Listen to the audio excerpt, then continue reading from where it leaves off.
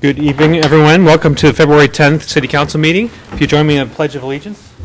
I pledge allegiance to the flag of the United States of America and to the republic for which it stands, one nation, under God, indivisible, with liberty and justice for all.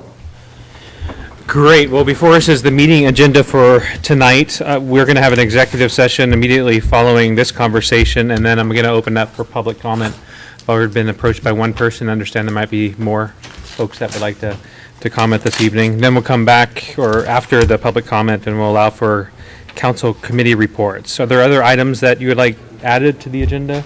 Councilmember Agnew. Yeah, I'd like to bring up the RFA. Do you want to have right after council committee reports, or I guess? Just before council committee reports. Just before, okay. Perfect. Any other? Councilmember Agnew? Or Liam? I'd like to add the discussion on Wayne Golf Course. Probably after public comment sometime. Well, okay, so at this point we'll have RFA first. Any other items? Of course. I don't know, he might be eating an arm wrestling match. Do you have anything? No? Bill? Mark? No. All right, so understanding that, we will be going into executive session for approximately 45 minutes to discuss potential property acquisition. All right. Okay, good. Question. So,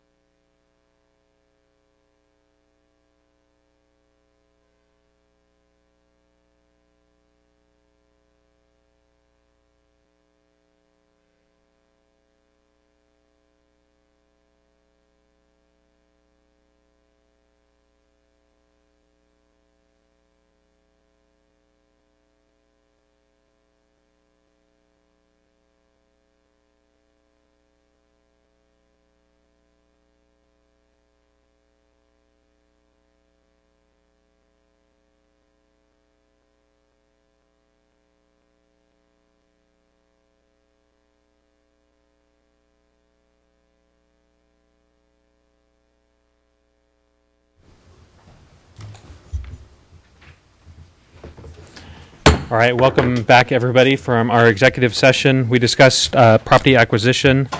We are back. We have actually reorganized the schedule a little bit for this evening, so we'll actually be jumping into public comment. Then after that, we'll have a discussion on the RFA, and then following that, we'll have maybe a further in-depth conversation regarding Wayne Golf Course and the front nine as people see up on the screen. So at this point, we'll open up for public comment. During public comment, we allow for 3 minutes of time for individuals to come and address council. So first sign up I have is Mr. Rick Staton, and I have your address already. So Rick? Stand up here? No, actually, we need to record your voice on for public record. All right, yep. On the back side of it where the microphone is, that'd be great. Well, thank you. Well, first of all, thank you for your service and helping guide Bothell through great days. My question is more of an observation, just from a citizen's perspective. You know, the Regional Fire Authority, as I understand it, you know, there's an opportunity to, you know, improve public safety and also to make a more effective allocation of scarce resources. And there seems to be a lot of momentum, a lot of, you know, this is the right thing to do. And seems to be a lot of alignment with other parties to bring this together. But I'm not sure what's slowing it down at this point in time. And I would like to have more of a better understanding just as a citizen because, you know, I run a corporation or I'm part of a corporation. And, again, when you're satisfying the customer, which is public safety and effective allocation of resources, you've done your job. And so that's what I'm looking for. So simple as that. So your feedback? Great. I appreciate that. I think there's 3 members of that committee.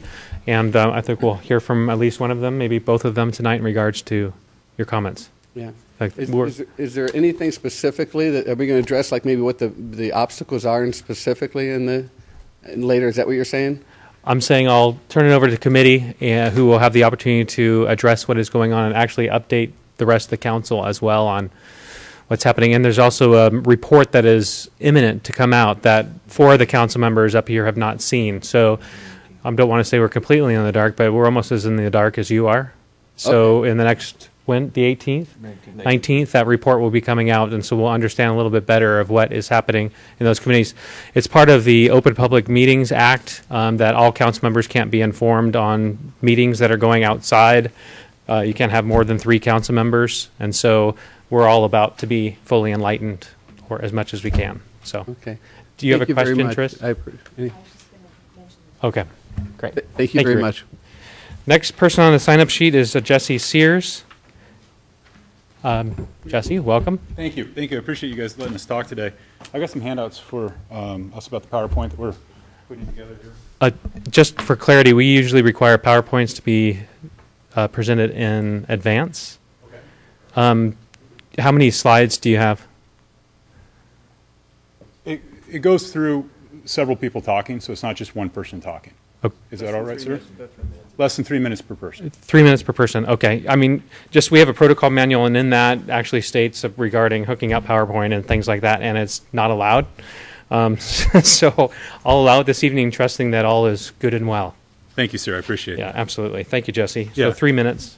All right. So first of all, I just want to say thanks for letting us talk tonight. The mission of One Bothell and the One Bothell who we represent tonight is to preserve Wayne's Golf Course as a recreational corridor for generations to come.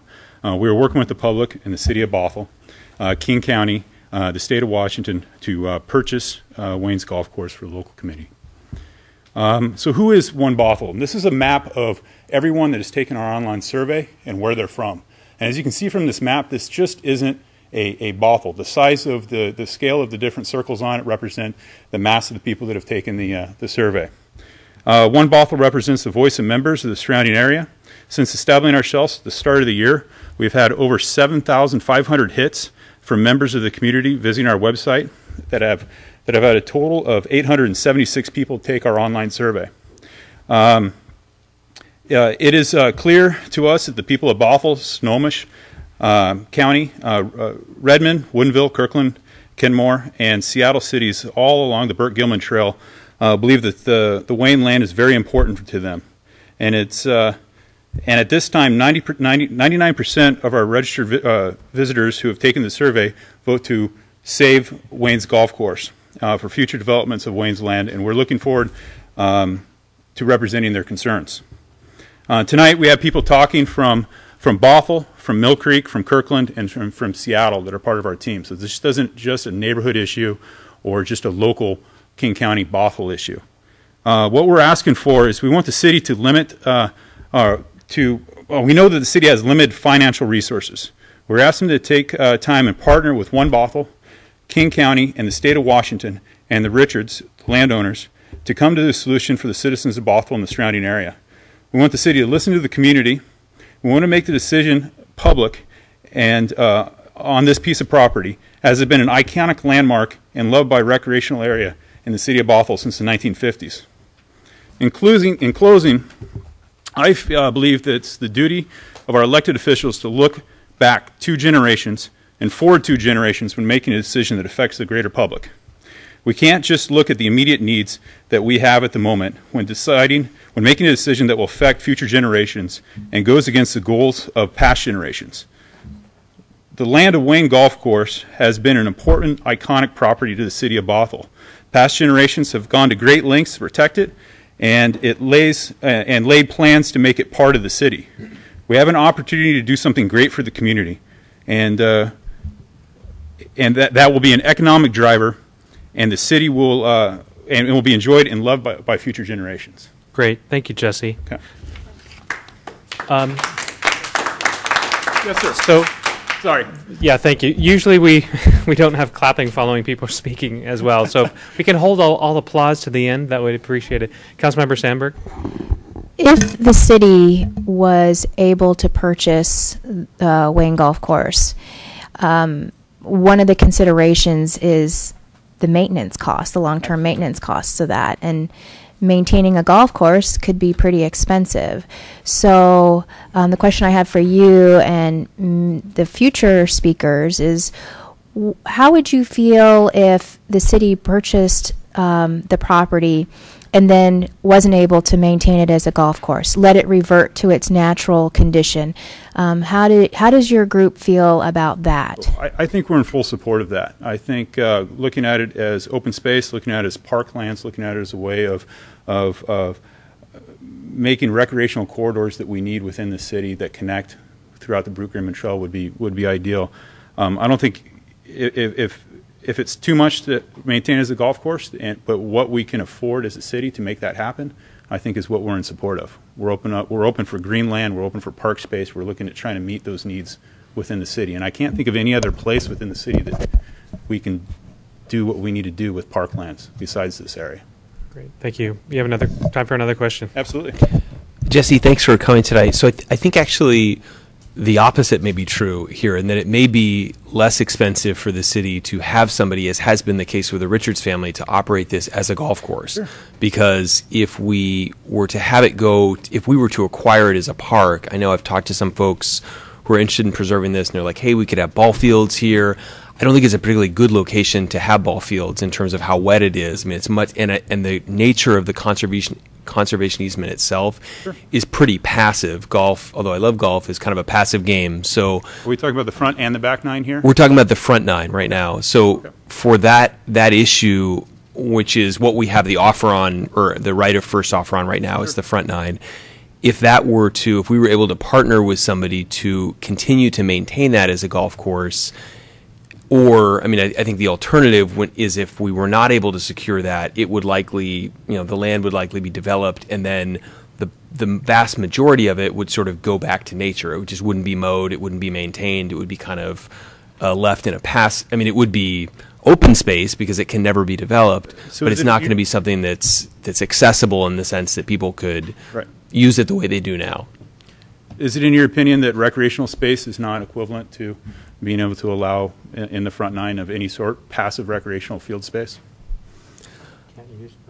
I don't believe. I don't think under the terms of our easement we could put ball fields on the front nine. I'm saying nothing about ball fields. I'm saying passive open space. It actually says it in the conservation easement that passive open space recreational field space is allowed under the conservation easement. I think it's going to be passive open space whether the city of Bothell, I mean, we own it as passive open space, so it's always going to be passive open space. That isn't an issue tonight or at any point in the future. I mean, we bought that in the late 1990s, so that issue is settled. The issue is the 4 acres right now on the front nine that have been offered that are potentially going to either go to development or continue as something else, which my hope would be that it would continue in its historical use as a clubhouse for a functioning golf course. That's my personal view, is that would be the best use and the most consistent use with what we have going forward as a community. Sure. We're definitely interested in anything that's going to keep it as open space and meet that conservation easement. The thing here that we're speaking towards tonight is not only the front nine. I know that's what's on the docket tonight, and I know that's the offer that's come forward. We're interested in the whole golf course, including the back nine, and making that a part of the park system within the city of Bothell. Okay, fair enough. Great. I think the next in on your presentation, as well as on the sign-up sheet, is Pete Askavold. Askavold. Vold? That's an L, yeah. Oh, it comes up looking like an I on here. So, yeah, Pete Askavold. Do you need my address or just a record of it? I have it on record. Thank you. Okay. So, although I have a Seattle address, my ties to the community started back in 1970. My parents moved from West Seattle just a couple months before I was born, and my family's remained tied to this community. My mom still has a Montessori preschool off at 240th in Bothell. So what I'd like to do is just give a brief historical perspective to this unique property. It serves as a view corridor adjacent to the Burke-Gilman Trail, State Route 522 and 96th Avenue. Forms a greenway along the Sammamish River, providing scenic value to the public, recreational open space, and precious habitat for fish and wildlife. It's been a recreational corridor since Joseph Blythe established it in 1931 for the local community. The Richards family bought it in 1950 and has remained in the family since. In 1989, the council applied for a bond to purchase Wayne Golf Course for the city to extend Blythe Park to create the Sammamish River Trail Greenway. They were quoted as wanting to protect the open space before it was lost to developers. They tried again in 1990. In 1996, this land was recognized as important through the purchase of development rights on the Front Nine when a conservation easement was established for residents of Bothell and King County to enjoy the open space in perpetuity. The owners were quoted as saying they wanted to preserve this land so their kids could enjoy it. In 1997, the open space taxation was approved, reducing taxes by 90% for the Richards. Assistant City Manager Manny Ocampo said this is the last really big open space in Bothell. Preserving the back nine was in Bothell's long-range plan. The conservation easement outlines rights for the city to acquire Wayne Golf Course, and the city has expressed its desire to acquire the land in many of its plans, going all the way back to '89. However, the city hasn't purchased land. In the last 2 years, the Wayne Golf Course has been offered to the city for purchase with no public response found. We understand the city has limited financial resources, and we want to help them working with the Richards. Combined with Blythe Park, we have a wonderful opportunity to open Wayne Golf Course to the Burke-Gilman Trail and create a signature park for the rapidly growing community of Bothell and surrounding areas. So thank you for your time. I got a quick question for you. Yep. We as a city have been given the right of first refusal on just, I think, a week ago. The first offer, sorry. There's a great distinction between right of first refusal and right of first offer. The city of Bothell could go make an offer and the Richards could decide to reject it. Why North Creek Forest, it was a private group that came forward to buy the North Creek Forest, and we got behind them as a city to support that effort. Couldn't that be a model that could happen here? An offer from one Bothell could go to the Richards family and we could get behind that idea with grants and help raising that money? I would think so, yeah. Okay. Because I've had a conversation with Rod Drabowski. I always struggle with his last name. King County Council member. Thank you very much. He came to town last week. We had lunch at Penn Thai together, which I'm sure we've all had lunch at. It's a great place. And understand that you had met with him the week before. He was not aware that the city of Bothell actually already owned the development rights on 90% or so, whatever the proper number is, on the Front Nine. And he was actually shocked to find that out. That's already preserved. Yeah. Because I think there's 50 acres, meaning I think 4 acres to the park. It's like 46 acres is preserved. Yep. Meaning if some private individual came in and bought the drive area and the clubhouse, that still would be maintained as a open space or preservation area. Just not that 4 acres. Just not the 4 acres. Sure. That's right. Because we hold it. Yeah. So if some developer came in and wanted to buy the 4 acres, it doesn't change the use. Well, it would change the use. It'd probably just go into open space and would go back to what it is. We don't know for sure. But I just want to make sure that Rod didn't know that. He does. And I also said what we saw a valuation over a year and a half ago was around $5 million. He is not making any promises to raise that type of money. And I don't know if he told anyone from your group that, but I just wanted to make that clear. Okay. That we all kind of like the idea. Yeah. But I don't know that that's something we should cling on to and make decisions. But anyway. It's part of the equation, Yeah. Something to talk about for sure. Thank you. Yeah, thank you. Jody Gavin, and you'll correct the last name? Yeah. No? Okay. Hi, my name's Jody Galvin, and I live in North Kirkland. I'm a wildlife biologist, and I work for the Regional Conservation Organization Forterra. I'm speaking here tonight, though, as a private citizen from North Kirkland area, and I wanted to just talk a little bit about the environmental concerns and potential impacts associated with any decisions made on the property. We all know that we live in a highly urbanized and heavily impacted watershed, and multiple studies have found the aquatic habitat within the Sammamish River corridor to be severely degraded. And I actually have a chapter from one of those studies today that I'll leave with you when I'm done. The story of the Sammamish River corridor is very similar to the story of a lot of our urban streams and urban rivers. We're dealing with a watershed where more than half of the aquatic habitat has been lost. The in-stream conditions lack diversity. The channel and the substrates have been altered and are no longer suitable for spawning habitat in a lot of the areas. The native plant communities are increasingly rare. Water temperatures are elevated along with nutrients and pollutants. flows have been altered where we have more flooding in the winters and lower in-stream flows during the summers, and all of this impacts our fish and wildlife species. We have ESA-listed Chinook and coho that use the Sammamish River, as well as sockeye salmon, and the very rare Lake Sammamish kokanee, which uses the Lake Sammamish watershed for all of its life cycle.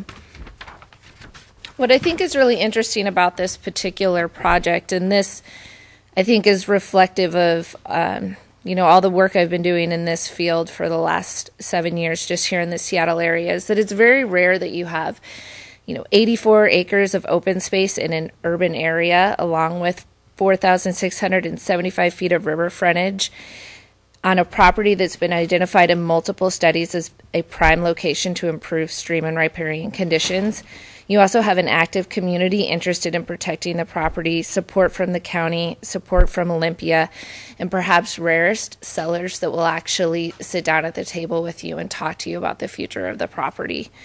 So with all this in mind, and given the current request for increasing zoning on the property, I just really ask the city of Bothell to take this opportunity to be an active partner at the table, to investigate any opportunities that are available to protect this greater front and back 9 property, and to make sure that you thoroughly review all of the environmental studies before you make any decisions about the future use of the property.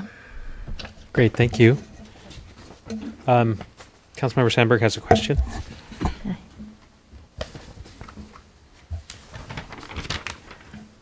And I don't know if you're able to answer this question, and maybe it's a question for another speaker, but there does seem to be some question in my mind about what is the level of support at the state or the county, because it's well known that we don't have extra money lying around to make this purchase.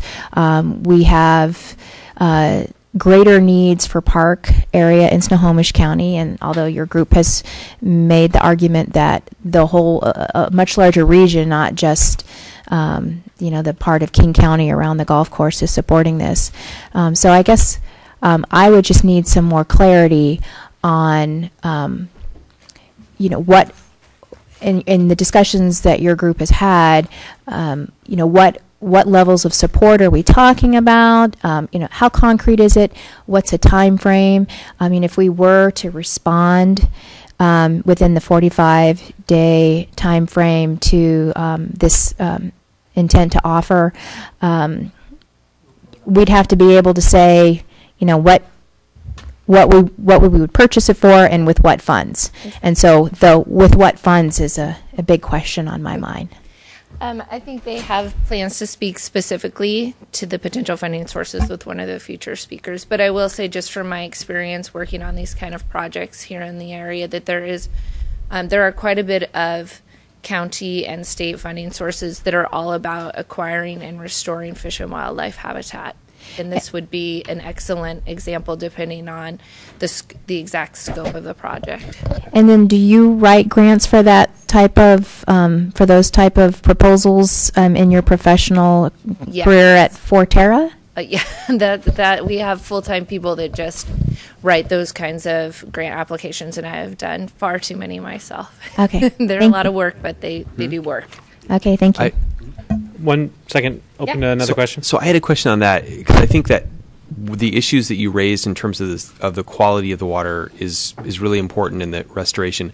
Do you see it as being consistent with the current use or the future more environmentally responsible use as a golf course to maintain that, or are you thinking to do this kind of restoration and to access those funds, you're really not going to be able to continue to operate a golf course on this property?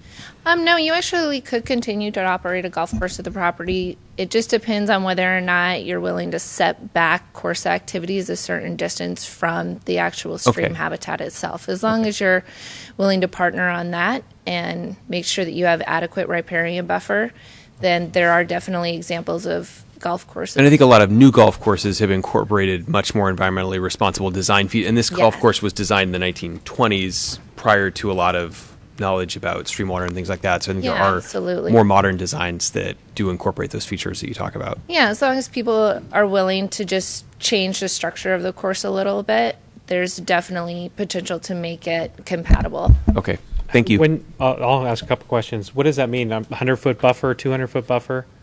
The bigger buffer that you'll do, of course, the more likely you are to receive funding. I would say you'd have to be looking at least the 100-foot buffer to probably be competitive. Does that take away 3 holes on the front 9?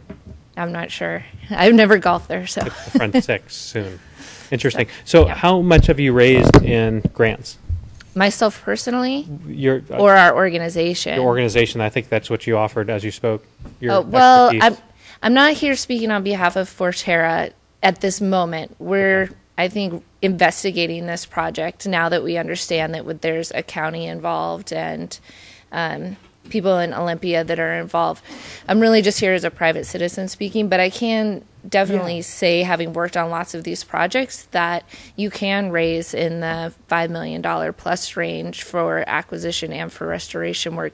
But can you give us an example of how you've raised in the last year $5 million for a project like this? Well, I can say that where I've done a lot of work personally is on the Cedar River watershed, and we've received funding from the National Fish and Wildlife Service, from the EPA, from the Salmon Recovery Funding Boards, and we're receiving a few $100,000s a year in combination from those sources just to do restoration work on private property, and that's not even publicly accessible sites. So if you can bring 5 to 10 partners to the table and have some long-range commitments to protecting and restoring the property, it's absolutely possible. But you've got to be looking in the long term. Nobody's going to give you $5 million in the next 12 months. It's going to take a little bit. Really appreciate that. Thank you so much for sharing. Assume the next person is Sterling Cassell. Is that correct? And Castle? Sometimes there's L's, sometimes there's I's on the presentation this evening. We had an L that was an I. I'm doing my best. Welcome, Sterling. You're doing a great job. Okay, I'm here to talk about the recreational opportunities that the Wayne Golf Course has that can attract people from all over to the city of Bothell. The Wayne Golf Course has approximately 84 acres of open field land and wooded property and about 4,600 feet of riverfront property on the Sammamish River. Adjacent to Blythe Park could easily be connected, creating a recreational corridor up and down the Sammamish River and the Burt-Gilman Trail. It has recreational opportunities including open field recreation, passive recreation, hiking, mountain biking, dog parks, wildlife viewing, and water recreation on the Sammamish River. In the woods behind the back 9 has an interconnected trail system that connects to the Blythe Park trail system. And this trail system could be updated and using the Burt-Gilman and other open spaces connectors would be linked to larger trail systems like the North Creek and St. Edward's State Park. The open fields could also be used for many types of recreational activities that the community needs and would help the city of Bothell meet its shortfall of about 675 acres to meet the recommended national standards according to the 2014 Parks and Recreation Action Program. That same action program outlined in goal PR-A39, acquire the land or obtain development rights to the Wayne Golf Course back 9. The water activity options and access on the Sammamish River create many possibilities, such as kayaking and stand-up paddleboarding that have become very popular in this area, could continue to attract more people to Bothell. This land could be used as a signature hub of recreation in this area that connects to the downtown corridor by the river and the Burt-Gilman Trail. The clubhouse on the front 9 is the perfect location for parks and rec hub. It rents outdoor equipment, has a small eatery and interpretive center, drawing people from all over the surrounding area. And according to the economic analysis of outdoor recreation, have a little light reading at your leisure. The State of Washington study prepared in January 2015, outdoor recreation brings in over $20 billion in economic contributions to the state of Washington per year. With all the recreation opportunities in the state of Washington, local parks have the most, with almost 190,000 participant days per year with an average of 27 visits per year per person. The next most used recreational type is public waters with over 100,000 participant days per year. Now, the top 5 recreational activities in the state of Washington are all opportunities on the Wayne Golf Course land, such as walking, running and jogging, wildlife viewing, bicycle riding, and playground use. Now, all of these activities, as you see up here on the board, can be done on the Wayne Golf Course. And recreation areas bring money to local businesses. In 2014, recreation and related contributions to local businesses like restaurants, grocery stores, accommodations, gas stations, and fees. Is that my time? That is your time. Just take 30 seconds to wrap up. Yeah. That'd be great. We have an opportunity to, all that came into just under $2 billion. We have an opportunity to do something great, to create an active, vibrant, and healthy lifestyle in the city of Bothell that will attract people to this area for years to come. This land in the park, it could be one of the biggest economic drivers for the city. Please work with One Bothell and citizens of this community to find a way to preserve this land for future generations. Great. Thank you, Sterling. I appreciate it. You have a question? Yes. 2 questions. Councilmember Sandberg? You provided a conceptual site plan of the property. Looked like it was by International Studio. Where did you get that? We actually had, there's an architect that believes in saving the open space. Sorry, if you could come up to the microphone so people can hear. There was an architect that dedicated his time. He believes in saving the open space. He rides the Burt Gilman Trail and thought it would be a really cool resource to have to bring different communities from Seattle to Redmond together, because we're about the halfway point. So he did that on his own time to kind of show what it could be. Oh, really interesting. One of the things that came to my mind as you were talking about all the recreational revenue numbers from 2014, I'm not really sure how those revenue numbers come about, but people pay money for the Discovery Pass and to visit state parks, and with all of the excitement that you're getting, I mean, like over 6,000 hits on your website, it seems like that might be a potential revenue source to help with the purchase of the property. Sell like a not a Discover Pass, but some kind of Day use pass or access pass or whatever. I mean, there might be a lot of people who would be interested in doing that and helping to preserve, using private dollars to potentially match any state grants or county grants that we could secure. Mm-hmm. Thank you. Great. Councilmember Rayam. She asked what I was going to ask.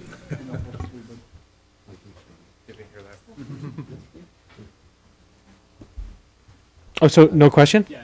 Okay. On the rendering, it was interesting, though. You did go down to the river with that boat access, and I wonder how that conflicts potentially with the grants that could be potentially dragged. I wonder if the prior speaker or...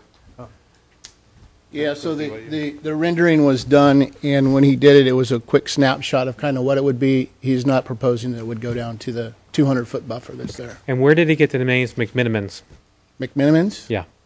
From the city of Bothell.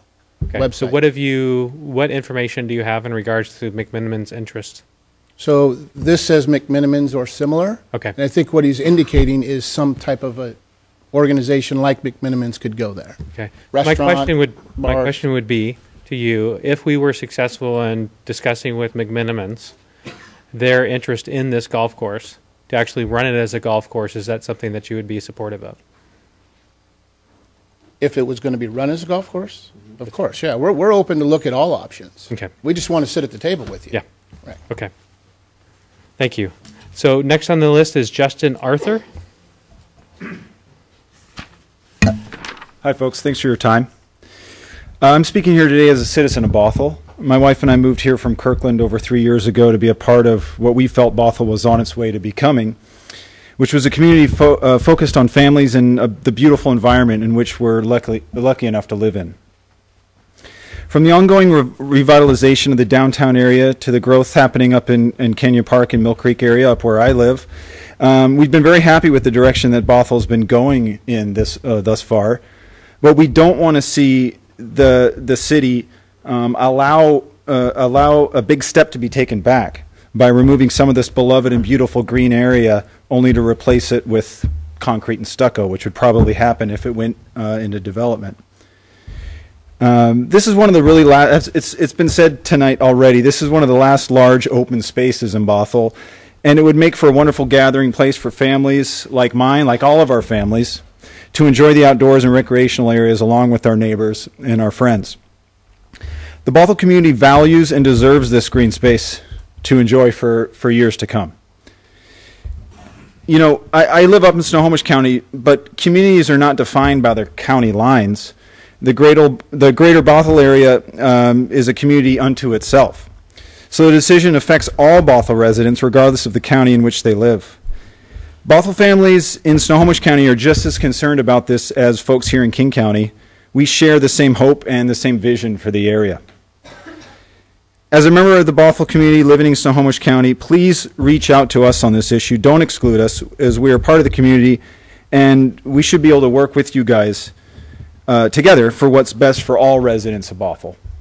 Thanks. Great thing. Just for clarity, they listed you living in Mill Creek rather than Bothell. Bothell's my physical address is Bothell, Washington. Yeah, it's in the Mill Creek area. It's kind of right on the line there. Unincorporated Snohomish County. Yes, sir. Like north of 180th or something. Exactly. Okay, good. Yes, sir. Thank you, Justin. Thanks.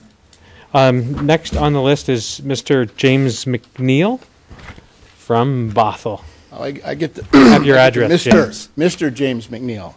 Oh yeah. Wow. Okay. So what do we know? What is One Bothell doing right now? What we're trying to do is help the community of Bothell save the Wayne Golf Course.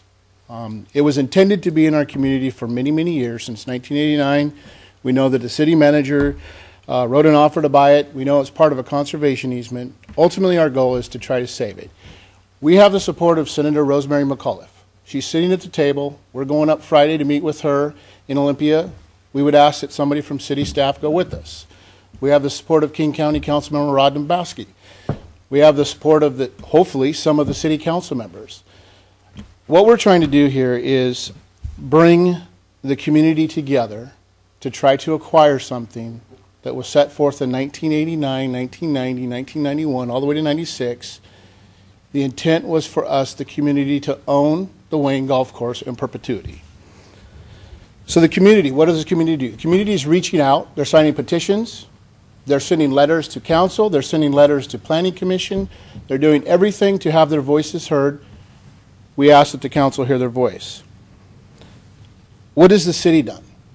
Well, we've reached out to all of you. Most of you have talked to me personally. One of you hasn't. But we need to talk.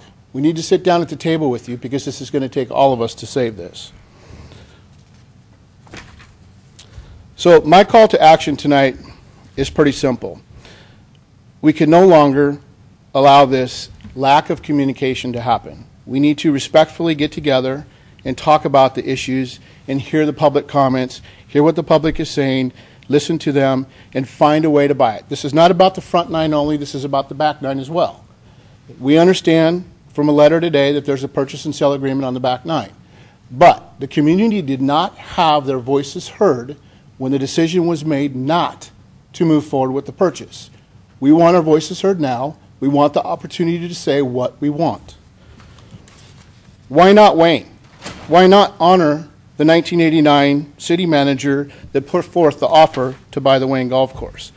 Dale, Fire and Rescue, could we not use, he's not here right now, could we not use part of the back nine, I know he's not here, but could we not use part of the back nine for training? The slough could be swiftwater training for the fire department. So there's a use for training all kinds of fire safety stuff. We could have training for kids can go out and play on the back nine. Bill, you're a big parks guy. Our parks department had no idea that that land was offered to us. That's shame on us for not communicating with them. We have the opportunity. Not true.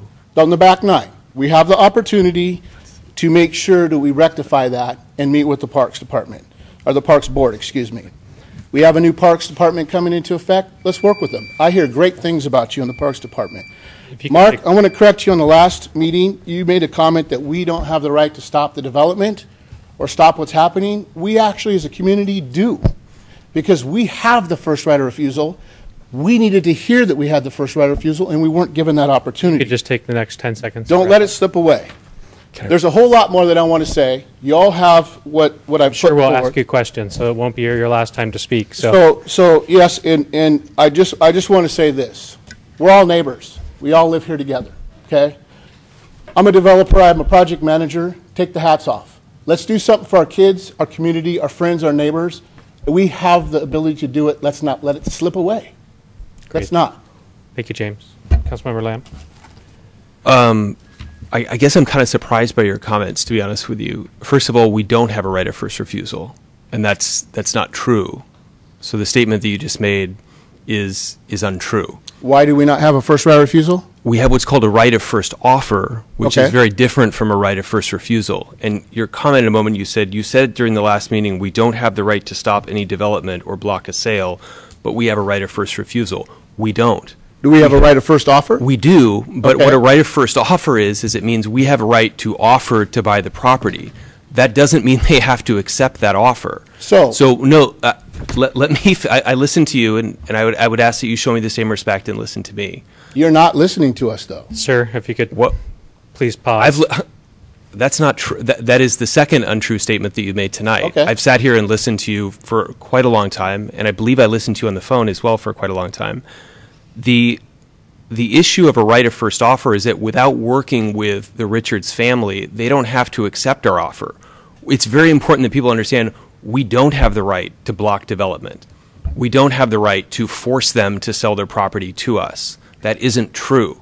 So when you say that, and when you give people the impression that, well, the city can block development or the city has a right of first refusal, that isn't true, and that puts, and I understand now why your sense is, hey, the city hasn't been on our side, because you have an incorrect impression of what the city's role and what the city's authority is in this process. That's a fundamental matter that I think is really important to understand. So now, can I say something to that? So if you were to say to the public that they have first right of offer, right?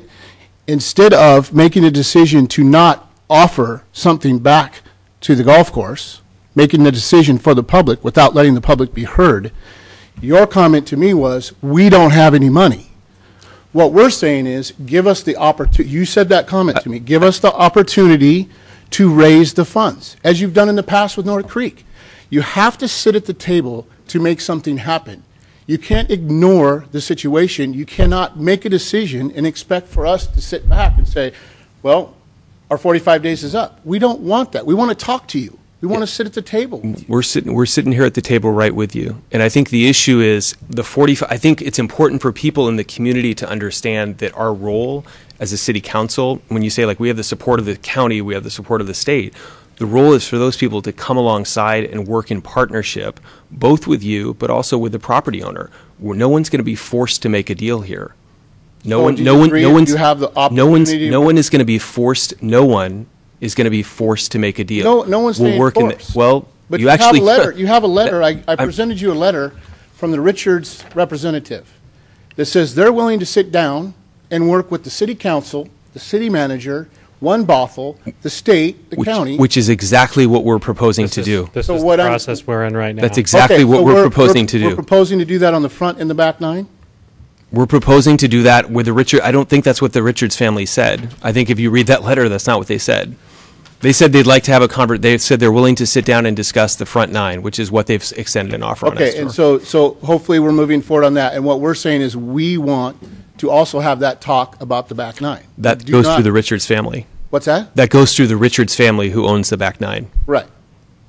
But we could also sit It doesn't go through me, it goes through the Richards family. And that was my encouragement to you when you called me on the phone, was to say, look, the Richards family has been a good corporate citizen in this community. You need to work with them. Their rights are just as just as important as Mark, I've listened to you, and I'd ask you to hear me out on this point. We are seeking the same objective, which is a conservation in which everybody's interests are honored. And I think that by making statements about that the city can do things that it can't do, that doesn't further our interests. That doesn't help the conversation. The city can offer the Richards money. The Richards are willing to talk, sit down and talk. So yes, they can potentially stop or block because they can buy the property. So they in fact can do it. So to spin it to say that we cannot do anything, we can do something. I've never said that we can't do anything. The same on the back nine is the same thing. I've never said that we can't do anything. And that's not, that is the third time tonight that you've said something that wasn't true about what's been said tonight. I've never said we can't do anything. I encourage you when we spoke privately, and I'm encouraging you tonight publicly to sit down in good faith with the Richards family, with the city, with the state, and with the county, and see if we can't find a solution. Okay, so I'd encourage you to do that. Tonight, when can we sit down at the table? I'll sit down with you after this meeting tonight. Fantastic. Thank you. Councilmember Sandberg. I have a question, but just a comment. So you made the invitation to have a member of our city staff come to Olympia with you on February 13th, That is on correct. Friday. And so, and you will be meeting with all of our legislators, the We're two at- reps and the senator? We're meeting with Senator Rosemary McAuliffe, the two House representatives, and we just got notice that we're meeting with Andy Hill from Kirkland Redmond. And so, city manager, can you confirm tonight that we will be able to send a staff member to that meeting so that the city of Bothell is at the table? No, I cannot confirm that. Do you need direction from council to have that occur? Well, if that's council's pleasure, you can certainly make that request, yes. And so I would like to ask my fellow council members to give direction to staff to send a representative to attend this meeting this coming Friday in Olympia. Okay, well, we can have that discussion during when we discuss it more as a council, but just out of curiosity, I am going to Olympia next week, and I will be meeting with legislators. Will you join me at that meeting? I'm afraid I cannot. However, Okay. I think that One Bothell has done. I'll join you.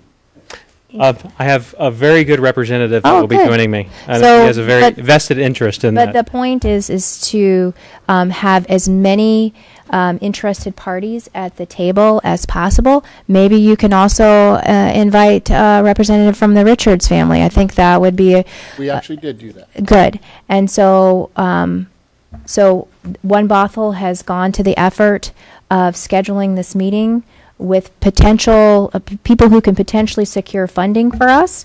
And I think it's important that somebody from the city of Bothell attends that meeting as well. And saying that we're going to go to Olympia next week as a part of the Association of Washington Cities Day doesn't meet the same spirit of having having a community stakeholder. Councilmember Sandberg, why don't you join them on Friday? I unfortunately cannot because I'm scheduled to work and I can't I can't meet that day. So I would love to, but I can't. I'll pick any one of you guys. Somebody just go with us. That's all we ask. Thank you. And So then my we're- second Are you question- going to ask a question? I was. Perfect. You because we have other mentioned council members who would like to speak. You mentioned there was you learned yesterday of a purchase and sale agreement for the back nine. Is that something that you can give us more details on? Do you have a copy of that or something about? We actually just received an email today that said that there was a contract, a purchase and sale contract. We've been asking the city for information on it. We've been asking the Planning Commission for information on it because we've heard rumblings of developers in the city talking about PUDs and things. But all the information that we've gained has been just by our work, endless hours of work, trying to gather information from outside sources. And Ken Bellamy was generous enough to share the information with us. So we do know that somebody's in talks with the Richards. But we also know that King County and the state will still step up and help us buy it. And we all know developers, you know, a land deal is a land deal, and if we can sell a land deal to the public and have good neighbors, we're willing to do that. Everybody wants to make their profit, but at some point we have to say what's in the best interest for our community. So I think if we're sitting at the table, the Richards know how powerful we're trying to become to help them too. We're not trying to do anything against the Richards. They're the ones who are willing to sit down at the table. But they want the city with us. They've made it clear in the letter you have. Okay. The city manager. Councilmember Ram. And So, then- kinda along oh, the- so sorry, Tom. Tom put his hands up first. Oh, he can go. Mine's short and sweet. Seems like, Tom, last week you showed the passion still exists in these settings, I think is your wording. Yes, I did. This is what we need to keep things moving forward. You have my passion. I am in support. I think all of us are on this dais are in support of trying to keep Wayne what it is today. Thank you. I think all of us have that same passion. I think that we're all going to have to get together and talk, and I'd like to help you any way I can. Thank you so much. Okay. Councilmember Ram. So just well, first of all, thank you for everybody coming down here. I think it's important for us to see a public outcry to, really motivates us to listen. So I really appreciate you guys coming down.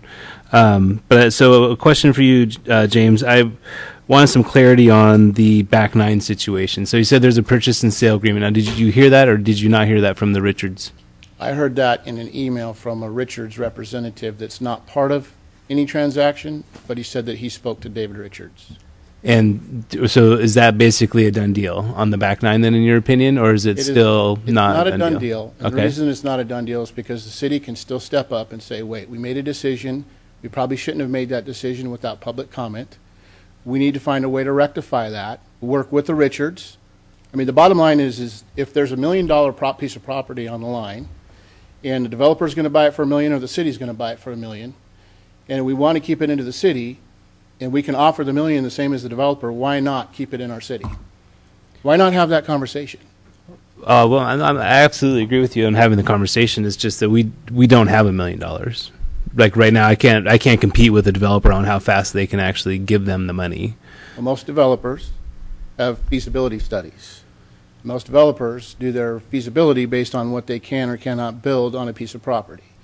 That part is what we don't know. Has that been done yet? But what I'm saying is there's other sources of funding. There's land trust deals. There's the county. There's the state. There's private citizens. If you put bonds up, we talk about park bonds not passing.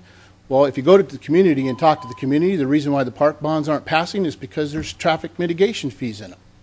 That's what I'm hearing from the majority of the people that are talking to us. So there's ways to get money. There's conservation futures. Sit down at the table with the Richards and ask them, do you want all your money now, or will you take it over a period of time? Yeah. You have to have if you don't open the dialogue, the conversation, like we reached out to them, like Mark, you suggested we do. I reached out to them, and they sat down at the table with us. And we have a dialogue on the front nine. We should have the same approach on the back nine. I'm glad you took my advice. I think that's a good first step. And I apologize if I've offended you or anything, but I'm pretty passionate about this. I mean, I've been in this community 49 years. My wife went to Bothell High.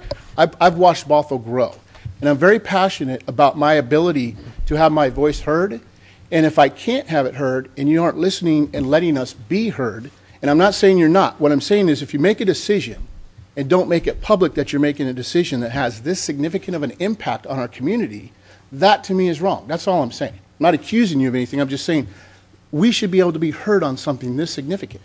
Well, yeah, I don't disagree with you. You are being heard. You haven't offended me. And I think what Councilor Rayam said is to the point. I told the folks in the North Creek Forest who are in a very similar situation to you 5-6 years ago.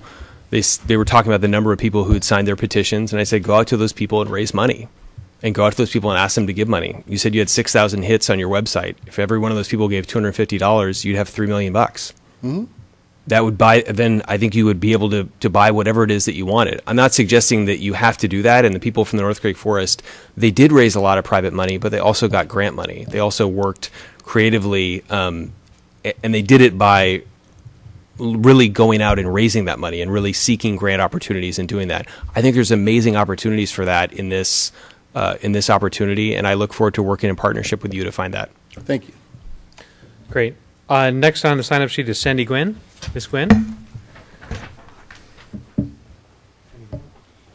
Not so far. Completely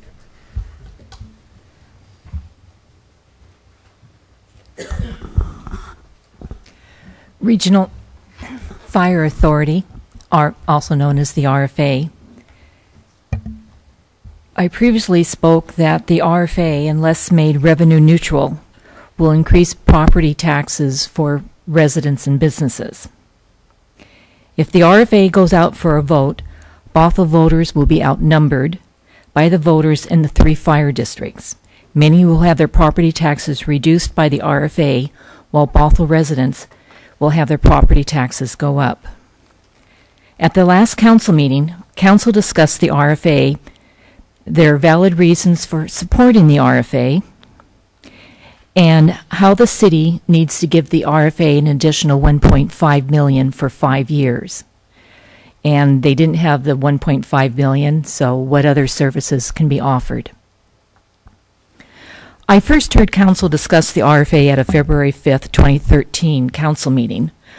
Quoting a council member, "You know, right now we are not financially in the best shape, but we are better than most cities. Right now, if an RFA goes through and we do nothing, the city gains $9 million annually." That is a lot of money we are talking about here. And that is a lot of money. Is the RFA also about getting the city more money? Looking at the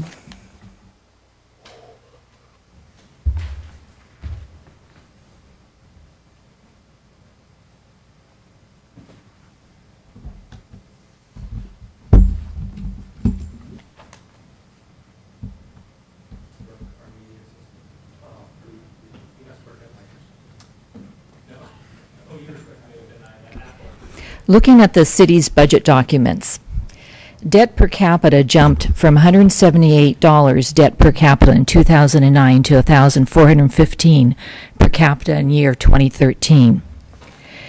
Beginning in year 2016, a $3.5 million lease payment per year begins on the new $52 million City Hall.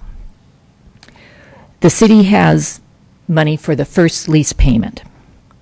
The new $52 million City Hall is being built without a vote of the people. From a letter dated August 2nd, 2011, from the City of Bothell to Snohomish County Fire District Number 1 regarding gaining the fire district support for annexation, I quote, "Finally, the city is interested in learning more about potential benefits and the value that might be achieved with a regional fire authority. The city put forward 2 failed attempts of annexing Snohomish County. Is the RFA also about going out for a 3rd attempt at a Snohomish County annexation? It is time to be fair to Bothell residents and ask Bothell residents first what they will support. I've heard a lot of support for parks." Can you wrap up in 15 seconds? Yes. Never have gotten criticized in the past. And ask Bothell residents first what they will support and not leave it up to residents who live outside the city limits who will have their taxes reduced. And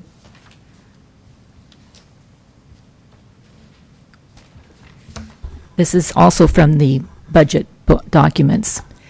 Per capita personal income in 2009 was $59,198. In 2012, it's $52,943. That's the most current information on the website. That's $6,255 less that people have in their pockets. Sandy, your time is up, but I'll ask a question which allows you to expand your time a little bit. What happens if you put the 2014 population in your numbers? Out of curiosity. Okay. What does it do to the per capita number when you add another 7,000 people to the city as we did through annexation? Does it take us I am down not a low? math wizard, and I take it strictly from the budget documents. This is from the most current budget document I could find on the city's website. That would be a curious number. Councilmember Agnew. With costs of the fire service going up dramatically over the past few years, how should we pay for the fire service in the future? You're probably not going to like my answer, and I would appreciate no one saying, but you're not answering my question. I started with the RFA over a year ago, coming to the council, asking for you to involve the people. I was told the documents would be put on the website for the RFA, including the subcommittees. Subcommittee documents were not put on. The meetings at night went from 2 to 1, and it went to subcommittees. When people work during the day, they can't attend these meetings, they can't hear. I recommended televising the meetings so people could learn about the RFA and about the services. City of Bothell residents support police and fire, and they support parks. But we're at a point where council has not exactly gone out and reached out to residents. And I think you really need to do that. Yes? You're right. You didn't answer my question. Anyone else? I did, in that I believe strongly in the public process and in asking people. Thank you. I believe that is a very accurate statement, Sandy. That has always been true for you for all the years I've known you, which is at least 12. I have no further sign-ups. Is there anyone else from the public that would... Sir, if you come forward, state your name for the record. Hi, I'm Oded Eliada. I'm from one... Sorry, I hate to block you. What is your name again? Oded Eliada. It's not a common name, yeah. Luckily, you don't need to pronounce it. Yeah, but our clerk has to actually write it down as Oh, public record. O-D-E-D. Last name E-L-Y-A-D-A from 16130 Valhalla Drive. Thank you, sir. I appreciate you taking the time. I'm new in the neighborhood. I'm around 2 months here. I just knew about all the development things around through various forums about Bothell. I see that it's a very vibrant community. And I want to share with you the experience of buying a house and why I chose Bothell. Why didn't I choose somewhere closer to Microsoft campus where I work? There's Redmond, beautiful place. Sammamish, great education. Kirkland, great going out, bars, stuff like that. Why did I go to Bothell? And actually, Bothell was the furthest away place where I chose. And it wasn't budget, because actually the houses there were the same price. I looked about the same line of price.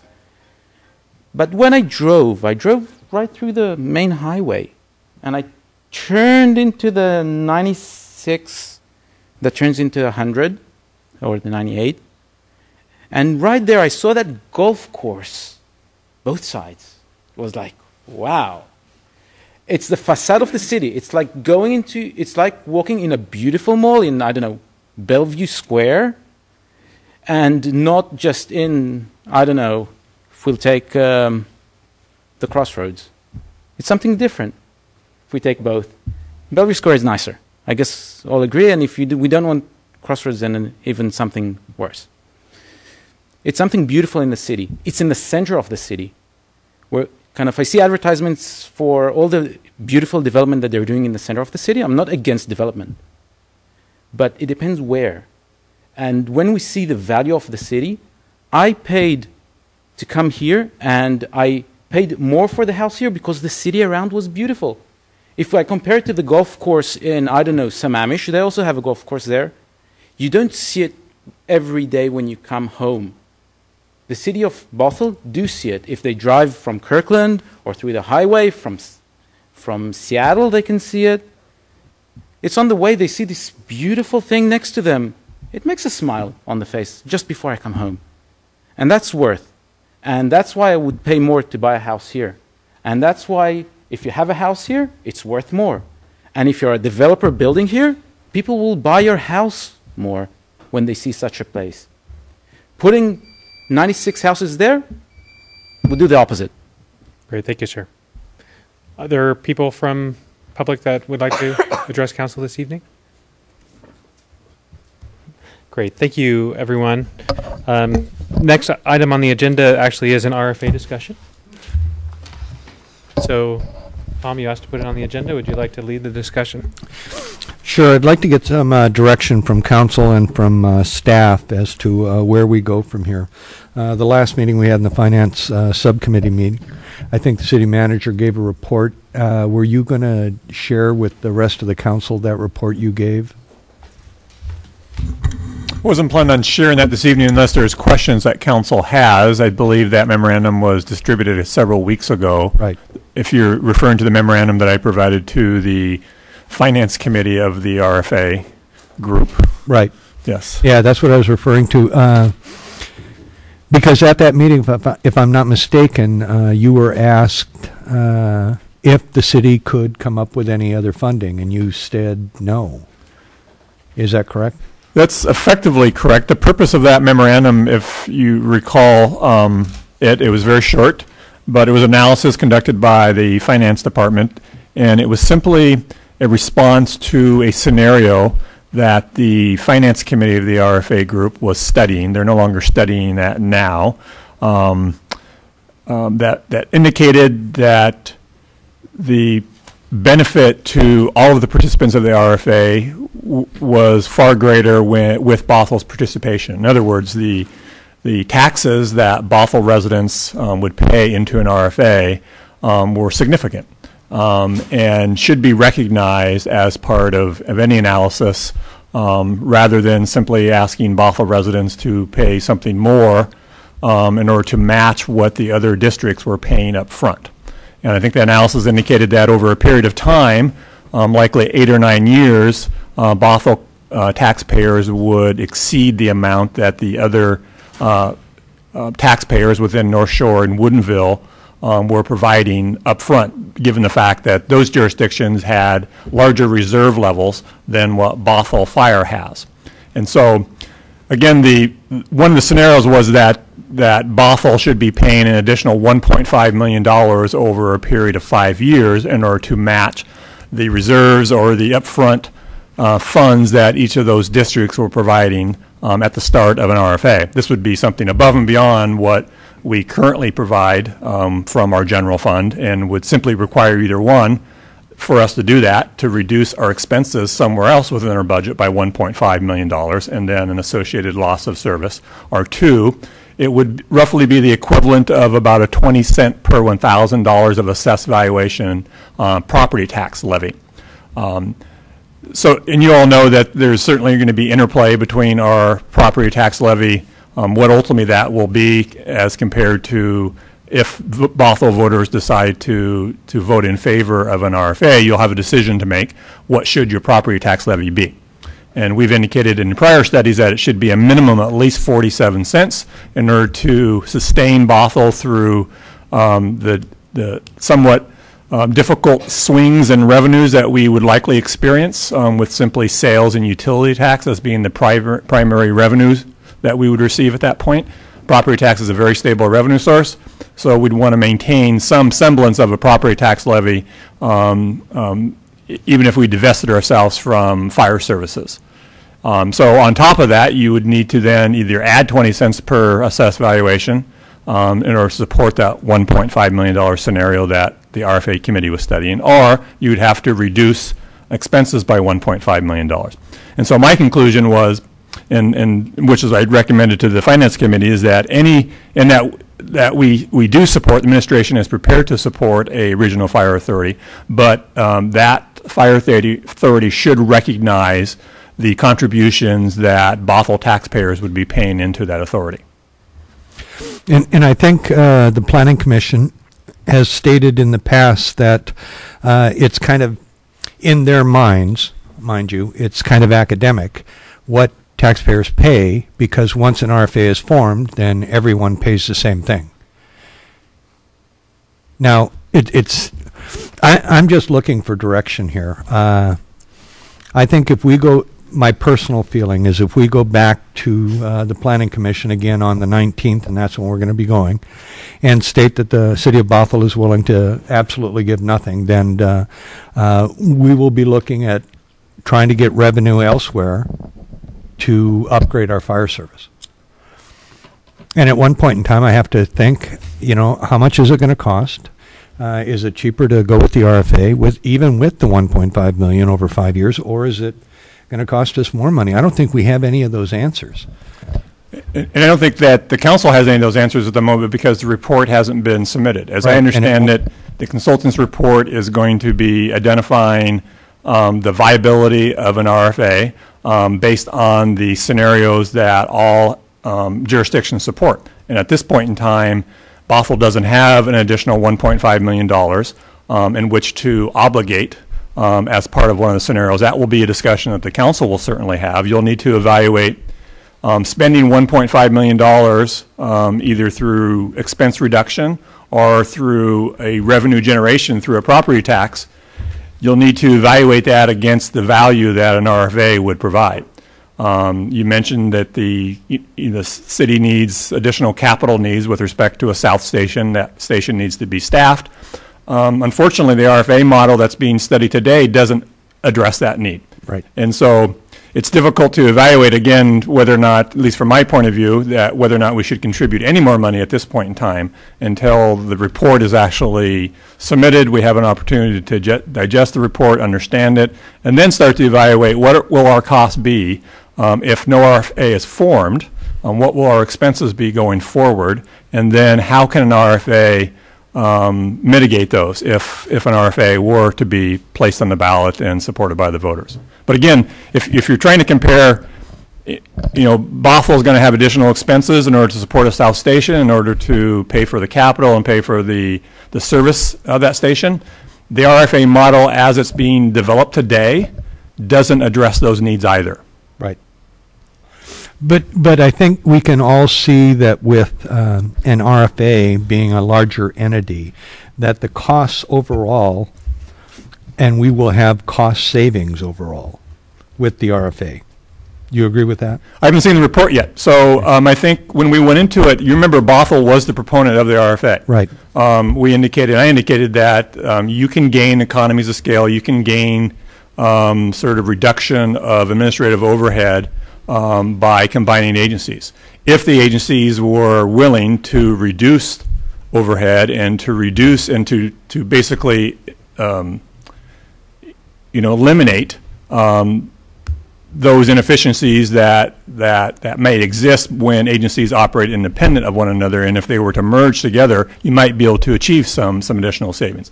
I don't know that that's the case yet because I haven't seen the report as the rest of the council has not seen the report yet from the committee. When the report comes in, will the Bothell or is the Bothell willing to negotiate with the RFA Planning Committee? That is a decision for the Bothell City Council to make. Okay. So I'll ask a question if you're willing to answer. City manager made a comment regarding efficiencies. And as I recall, when we went into this a year and a half, 2 years ago, you, Councilmember Evans, and Deputy Mayor Spivey were Bothell representatives. The full council up here really doesn't have the full picture of what's going on because of how we're organized, of course. The thought was, or not the promise, or whatever you want to say, the direction was to find efficiencies. I guess I'll call it a promise, that there was efficiencies that are going to be found as many districts are pulled together. That, in my mind, is personnel. I mean, you don't need as many chiefs and so on down the line. Are we keeping all the personnel currently in the RFA as proposed? I think there's a couple of different plans on how to reduce staffing in the RFA. There's one plan where we'll eliminate this percentage of staffing, and there's another where we'll eliminate this. There's another where we'll go right to full staffing, and all those are still coming out on the 19th, like the city manager stated. So it's not, the plan is not, then the rumor was out there that the plan was everybody would still be there. There would be no immediate efficiencies. Efficiencies would come over 10 to 15 years as people retired. But there'll be initial efficiencies just in purchase of equipment. When you're purchasing more equipment, you're going to get the equipment at a less expensive cost. There will be some other efficiencies with duplication of efforts. There's a number of things that people are looking at. Do we also charge for transport like we have? There's some in the planning committee that think that that's a conflict of interest or actually against the law. I think there's a bill being run through Congress right now that states, or down at the House, that states that a city can form an RFA, and the RFA at that point in time has the ability to charge for transports. There's a whole lot of options that we have available that we really need to sit down and look at. That, like the city manager said, the plan will come out on the 19th. We'll all try to digest that as much as we can and then come up with a better offer. I just want to have the city be able to continue to negotiate in good faith with it. Mm-hmm. Okay, thank you, Tom. Councilmember Lamb, are you preparing to speak? I was, if that's Great. okay. And then Councilmember Evans? Or if you want to go ahead first, you can. Go ahead. Sure. When we went into this, not only the city, but North Shore Fire District, Woodinville Fire District, and District 10, the idea was that by combining, there would be efficiencies, if not savings. I think, at least in some of the preliminary information we're seeing, there isn't savings coming forward what maybe we thought going in, what some of our goals were initially. For example, you mentioned staff, and the Finance Committee, I think, Tom, looked at 4 scenarios out from 2014 out through 2020, and it had 172 staff all the way through, I think, all 3 of those scenarios, which one was 177 total staffing. The last one, the case 3, was 172. So there is, obviously, we're only going to need 1 chief, 1 fire chief, but we will need additional administrative staff throughout the organization potentially. The question is there, where are these savings coming from combining? Is there going to be a cost saving? We don't know that until we look at the report, see what that final numbers are that they crunch out. How are we going to serve our area better? Are our residents of Bothell or the District 10 or whatever the other districts are their services actually going to be better? Are they going to receive a benefit from this combining of all 4 agencies? You know, what is the cost going to be? Is there an additional cost? If so, does the benefit of service go up to justify that? And so there's a lot of things, as has been mentioned, that we're still looking at. The question, and to come back to the specific question of the 1.5 million, and this was based on the equity model. And what went into the equity model was initial cash that each agency brings to the joint development. Just for your information, Bothell's estimate was $2.8 million in cash that we would bring. North Shore was $16 million. No, excuse me, was $11 million they were bringing. Woodinville was $10 million, and District 10 was 1.6. So that immediately raised the question of the equity there. Are we all on the same field as what we're bringing to it?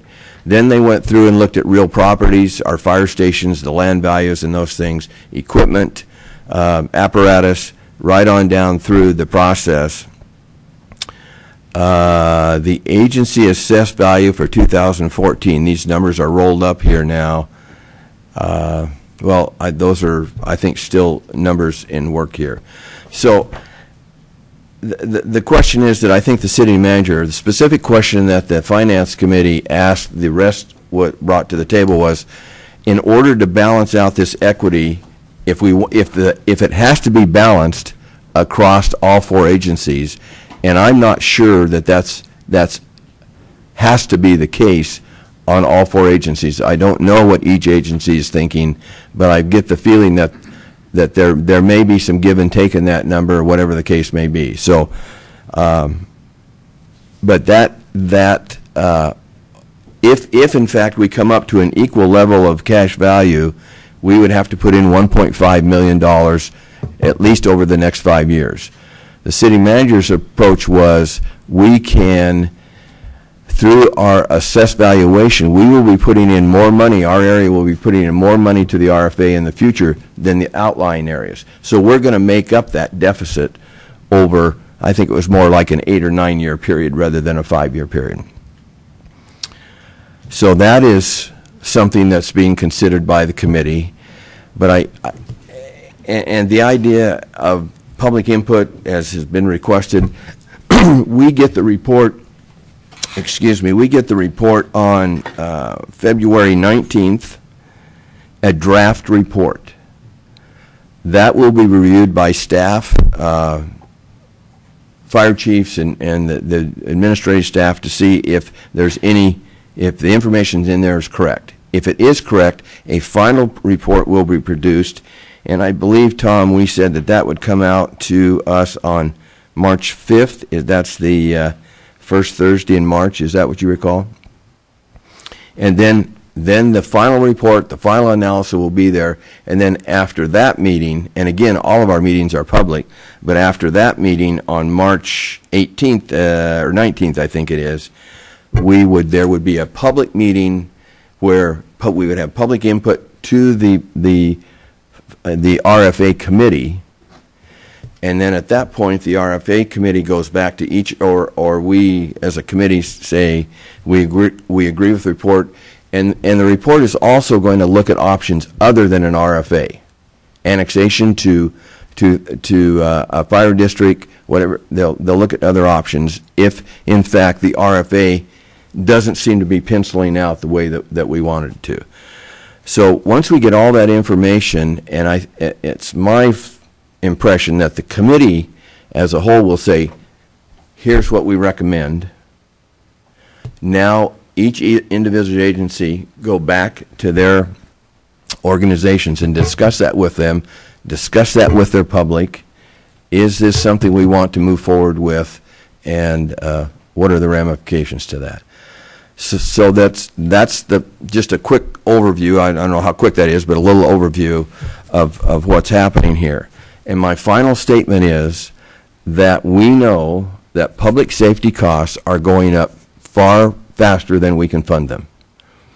So if it is not an RFA, if it is not an annexation to a fire district, what is it? Because our costs are going up, and as a city, we will have to evaluate that sooner than later, how we fund finance. Do we quit funding parks? Do we quit funding improving streets? Because the costs are going up to a point that we have to adjust to those costs. And the idea of this RFA committee was to look at options with the idea being efficiency, that hopefully there could be some cost savings, that maybe the cost wouldn't go up as much as or that we could buffer that by spreading it out over the 4 organizations. We'll have a better picture of that the 1st of March when we get the report. So I don't know, Tom, but I think we have a meeting the 18th, I think, February 18th, and the committee's going to want to know from us, because Tom and I were at the meeting, I think Del was there too. Does the city have the $1.5 million to put in over the next 5 years? Our recommendation from staff is that we do not have that $1.5 million without significantly making cuts elsewhere. So one option would be go back to that committee meeting on this coming February 18th, I think it is, and say, we don't have the $1.5 million. Let's let the process go through. Let's get the final report, see what the numbers are, and see where we are from there. What are the savings? What's the service increase? What are those types of things? So that's, I think, we as committee members, Tom and I and Del, would like to be able to go back to the council or the planning committee and say, we've discussed this, and if it is this position of this council, we don't feel like we don't know where we can get the $1.5 million right now, so let's just say we're not bringing that $1.5 million to the table. Let's look at the final report and see what it is, see if we have to adjust for there. But we kind of would like to go back to the committee and give them direction on where we stand on that $1.5 million. So that's, I'll be happy to answer any questions about that if I can. We'll go from there. Great. Tom? And just to bring up one thing, and the city manager brought it up, that the citizens of Bothell are going to pay more in taxes. There's no question about that. But also just be reminded that the city of Bothell has the highest population and is going to get the most service for this RFA too. But aren't we healthier? Are you sure of that? Okay. Councilmember.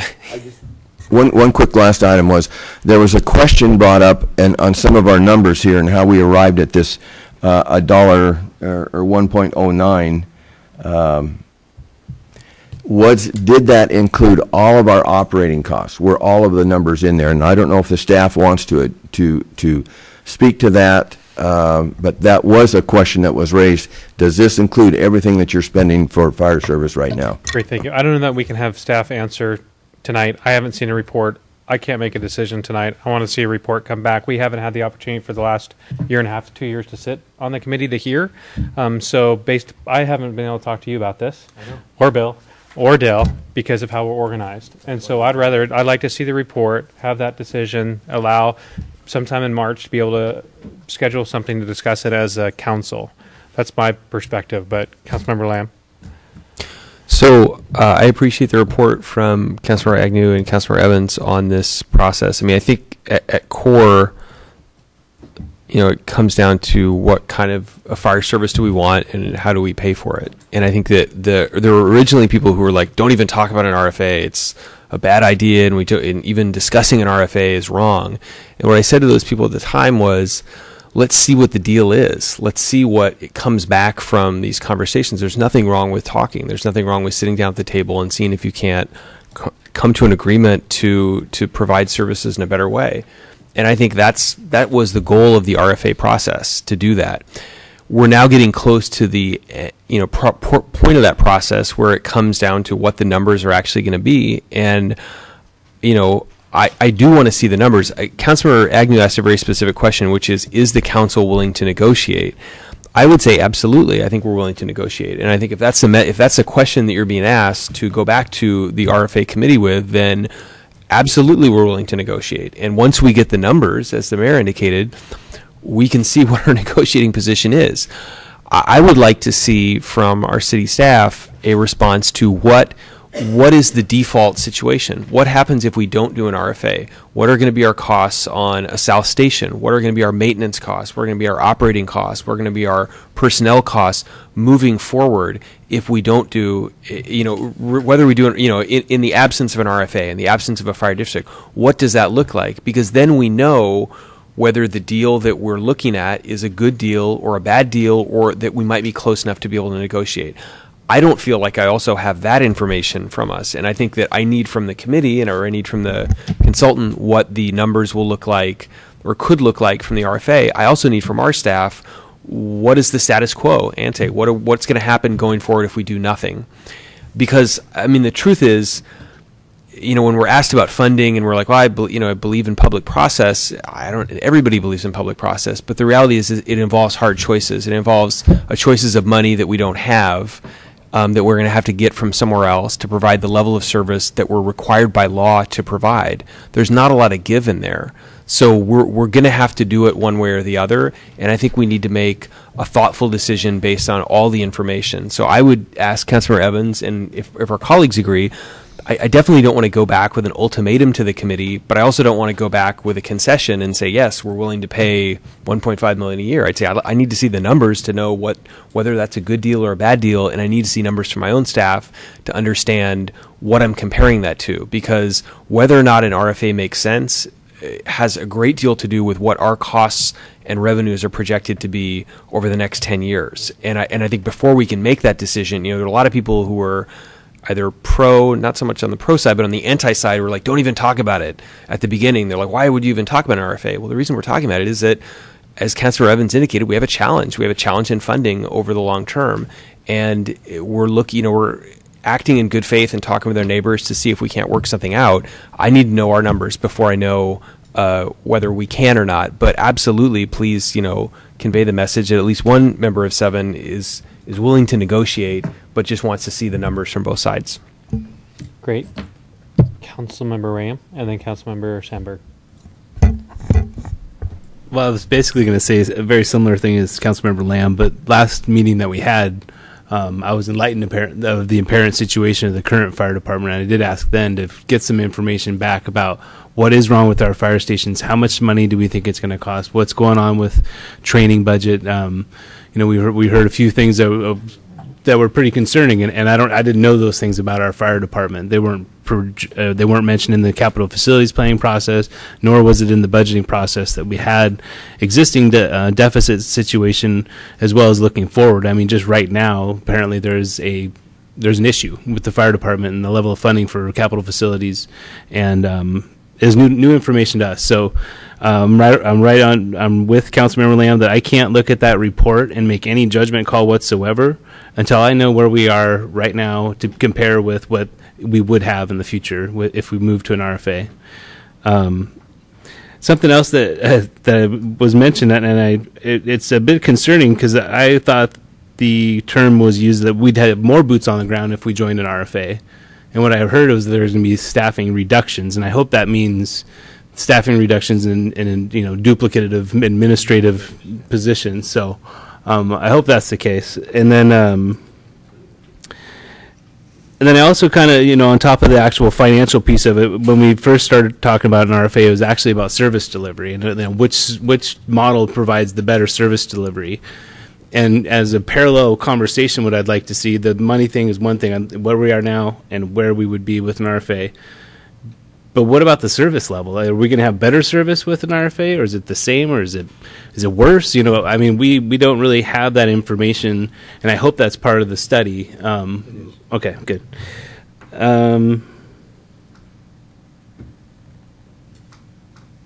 That's about it. But yeah, I just feel like I don't really have something to compare to. Like if I get this really elaborate report from you guys, I have some concerns about what am I supposed to do with it if I don't know where we are right now and where we're headed. So I think they've been discussing it for a year and a half, so I imagine we'll have more than one meeting to make a decision. That's good. We'll really dive into some of the details. Councilmember Sandberg. So I'm also waiting for more information, all of the information that has been described already. I guess I'm reluctant to give our committee members direction to go to the meeting with some alternatives alternative financial offers to that $7.5 million total, because it's $1.5 million for 5 years. And so without having information, I feel uncomfortable giving direction to say, sure, these are the alternatives that we would consider. And I'm also looking at it globally as well in terms of, I'll be looking forward to that report about whether we're actually providing better service, because there is this assumption that there will be efficiencies in cost with economy of scale. However, it's my understanding that in the formation of the RFA, all of the existing personnel, except for some administrative personnel, have to be rehired. So you're not making a big reduction in personnel costs. And then I'm, again, not having a lot of information, looking off of this January 15th memo that the city manager provided, it looks like we're providing service currently in our city, and I might be interpreting these numbers incorrectly, anywhere between, currently about $1.08 per $1,000 valuation, I assume is what it is. And I was at a committee meeting, I think it was a finance committee meeting, because you were in the audience and you were at the table, and Tammy Shackman was at the table, and when the comment was made, we provide this service at $1.08 per thousand, one of the other commissioners said, how can you provide it like that? I mean, there's no way you can provide it, because I know what we provide the service at, and it's not even close to being as low as $1 per 8. So it might, there are a lot of gaps in understanding that I have, because we haven't had, the insight that you have had. So those are the things that I'm going to be looking for. And so having all those gaps, I feel uncomfortable giving you direction to be liberal in, some other offer besides what they're asking for. It's my understanding that the rest of the committee members, the rest of the fire districts are asking the city to make a $1.5 million per year over 5-year capital buy-in. And what you're looking for is to find alternatives to that. And so, Councilmember Evans.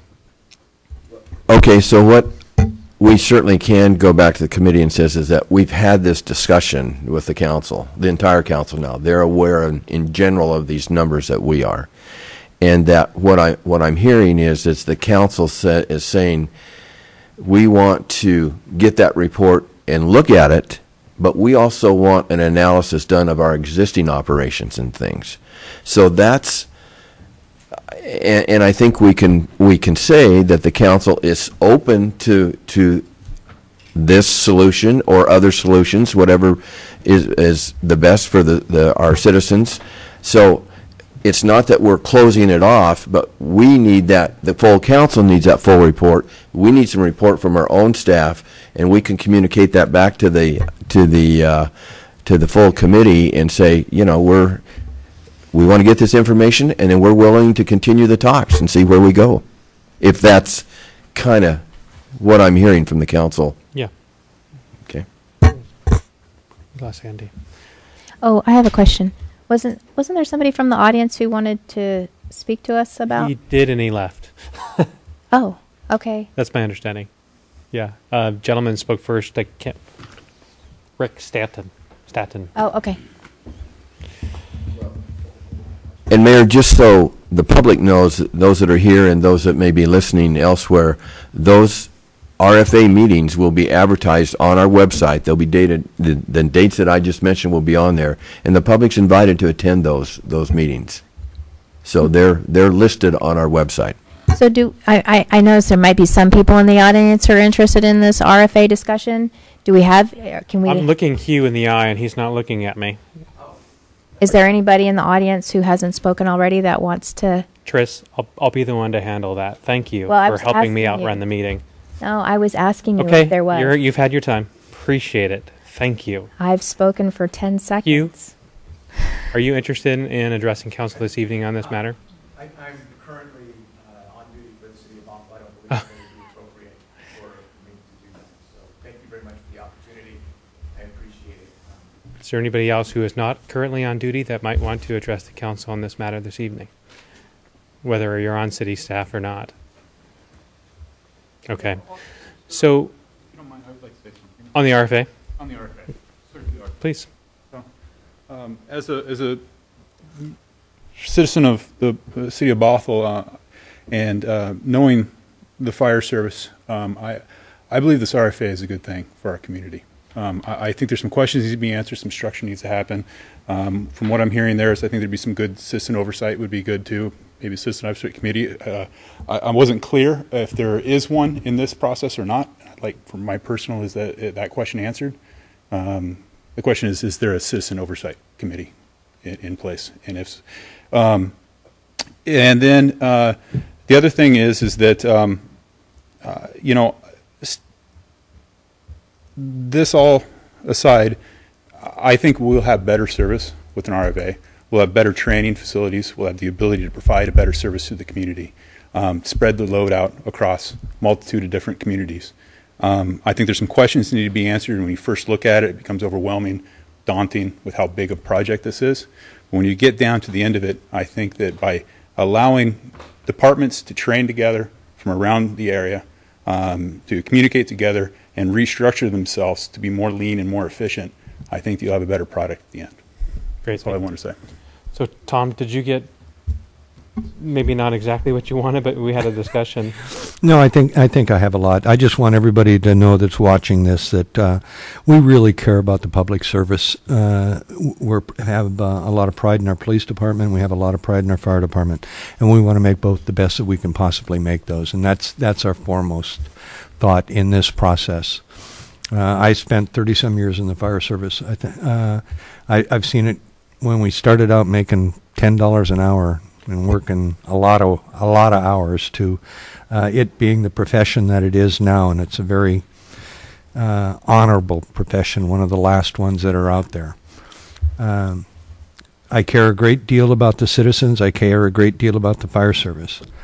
I think we need to make some changes. We're going to make some changes, and we need to look at all the options that we have at our disposal. Great. Thank you so much, Tom. So we typically take a break at 8.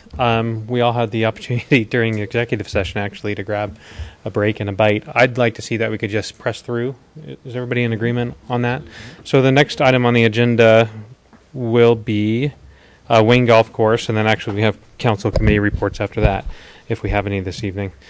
So Wayne Golf Course, I'm wondering if we can actually have the map of the conservation area put up again as it was before.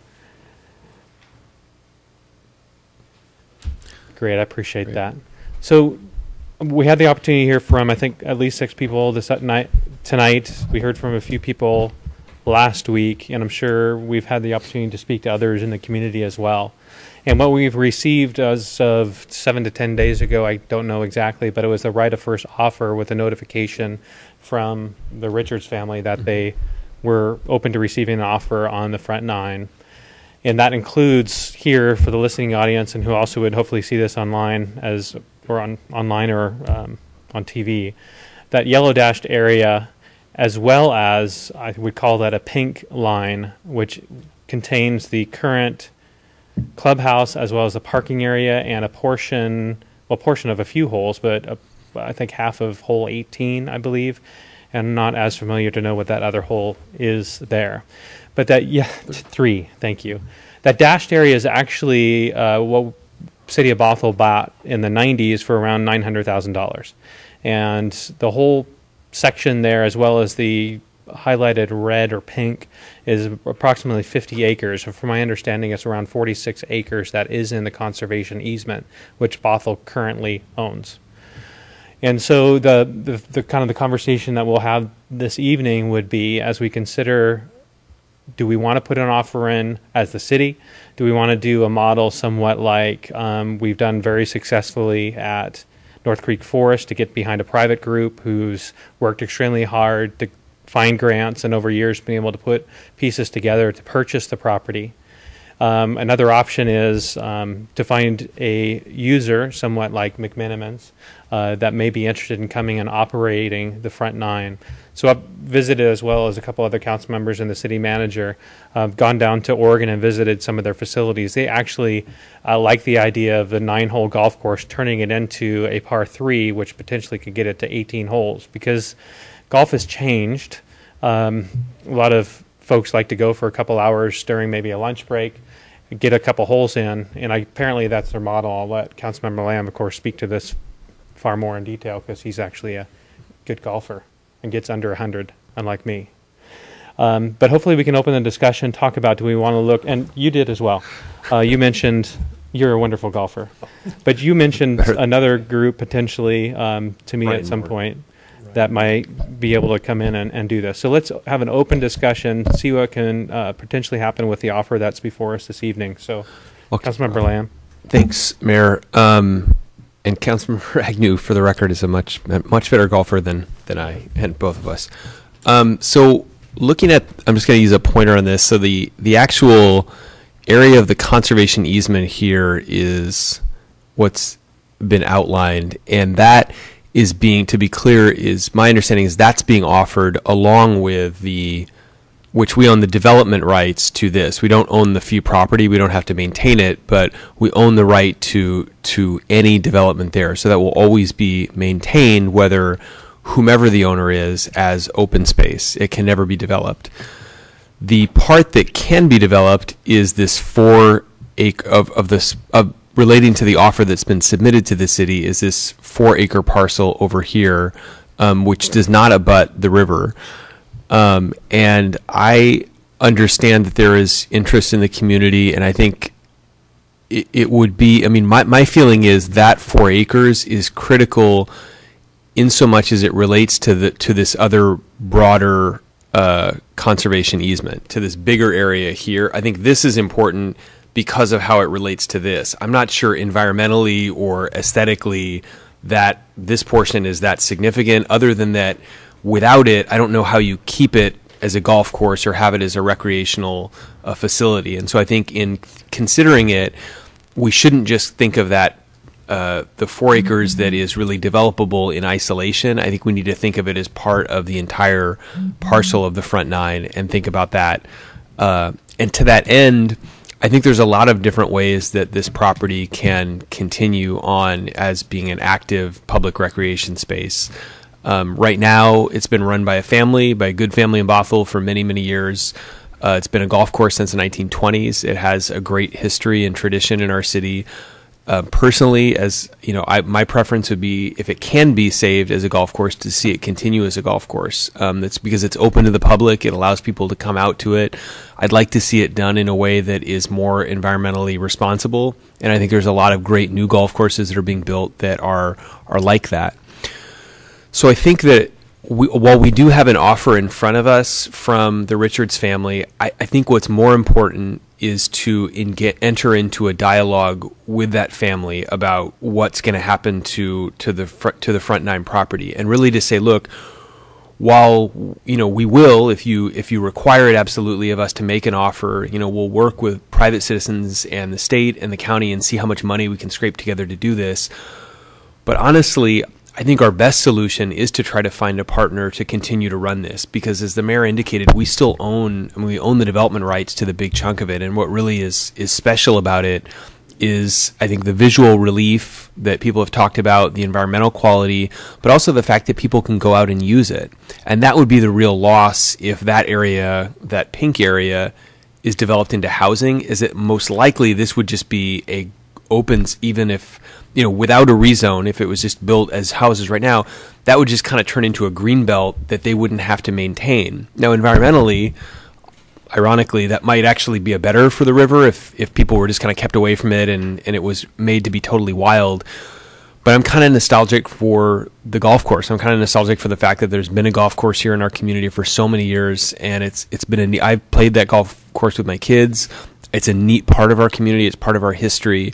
And I would really like us tonight to authorize our city manager to reach out just in conversation to McMinimans, to reach out to Ryan Moore, and to talk with them about potentially partnering to save and maintain it as a golf course, and to see and to work with the Richards family and with the folks in One Bothell to see if we can't do that. Because I honestly, I don't know that there is a, and if that fails, if nobody's interested in stepping up, then, we can look at other options. But I think that's the best case scenario for us as a community and as a city. And I'd be willing to personally talk to the Richards family about trying to facilitate something for that, with that situation, to help it maintain as a golf course where they would be treated well financially, but that it could also be keeping our community.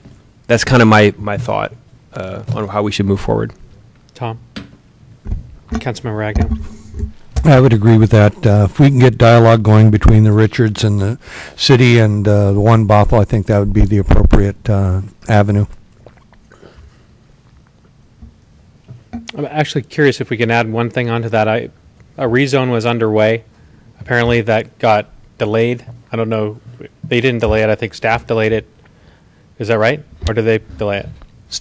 Last Wednesday, staff recommended that the Planning Commission suspend any further deliberations on this proposal until after the council had adopted the 2015 Planning Code update, and the Planning Commission voted unanimously to do so. Okay. What I'm wondering is if there's another way that our city manager actually talks to the Richard family, if they got some portion, maybe not a full rezone, but a portion that allows them to take some economic benefit from it and then still operate the golf course and run the Front Nine. I don't know if that's an option that they would consider or not. And why not leave them in the position to continue to... Yeah, Tom? I would not support the rezoning of that at all. Can you yield for 1 second? Yeah.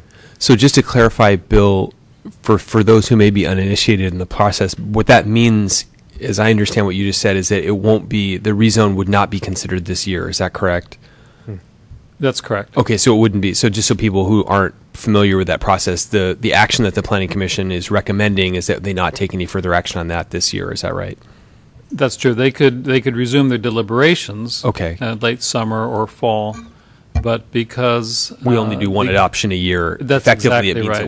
it won't be this year. That's okay. exactly right. Councilmember Sandberg. So I'm supportive of city staff entering into a dialogue with all of the interested parties, as long as in the end it results in a positive response to that intent to offer letter. Because I think that if we just engage in dialogue, it's too loose of an arrangement.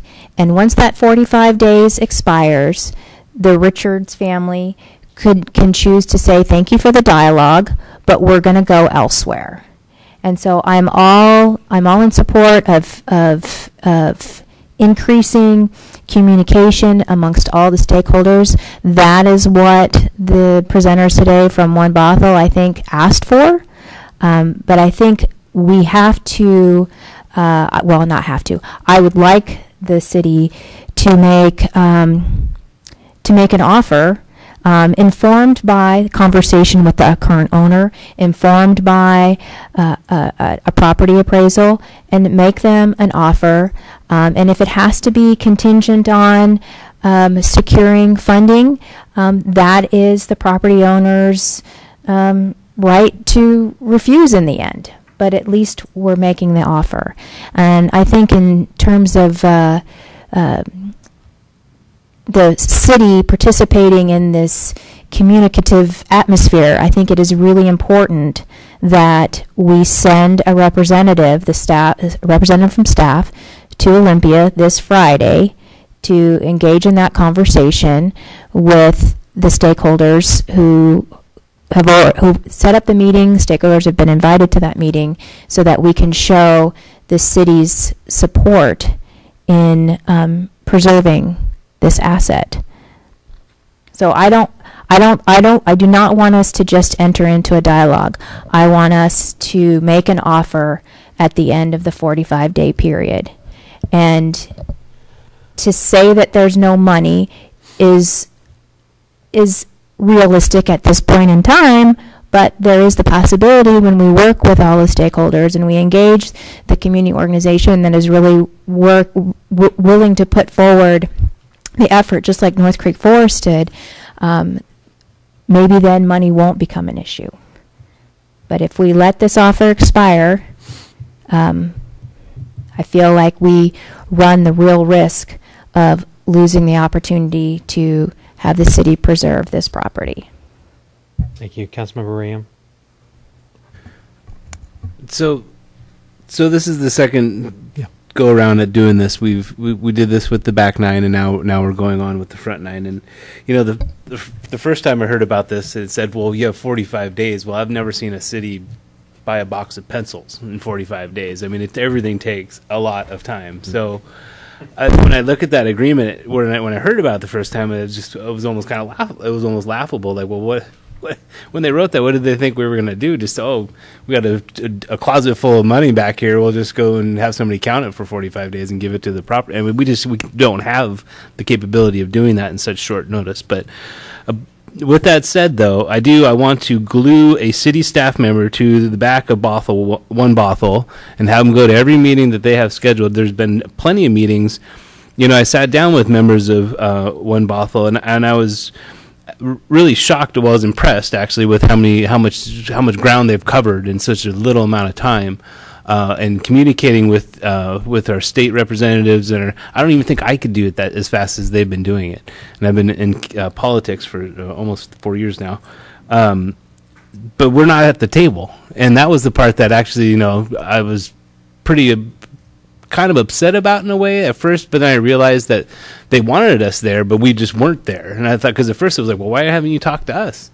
And then I realized they want us there. So, and I think everybody else wants us there, and everybody else, well, we have to be there to make this happen. And so, you know, so my wife's going to kill me. I'll go to that meeting on Friday if we can't get a staff member to go. But I have no power, just like any other council member sitting up here by ourselves. We're just like any other general public member.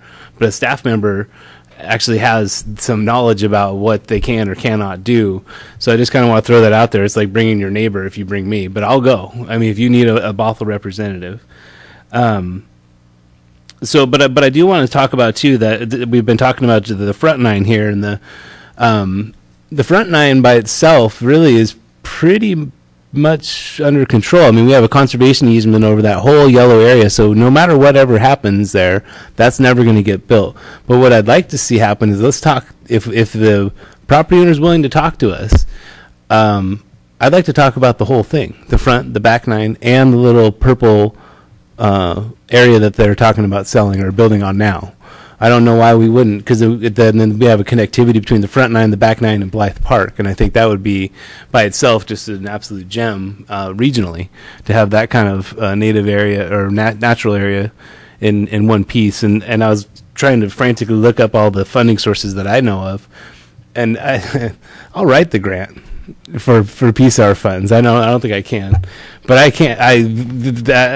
I will advocate to no end. I work on the Y-Rate Salmon Recovery Council. I work on the Puget Sound Salmon Recovery Council, and we deal in hundreds of millions of dollars of acquisition, and something like this in Y-Rate is basically unheard of. And so this would compete extremely high for our area, and I think it would do well on the Puget Sound scale. So I don't think we'd have any problem, but we need time. I mean, 45 days, like I said, is just not enough time for us local government to move and get that kind of money built up. We just don't have.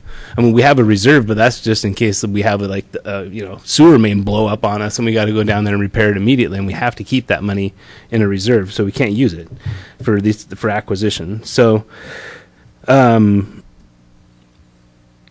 I said this before, but I'll just say it again. I think it's really important when a community group comes together to do this type of thing. There's plenty of instances where property will pass, cities will have an opportunity to buy it in 45 days.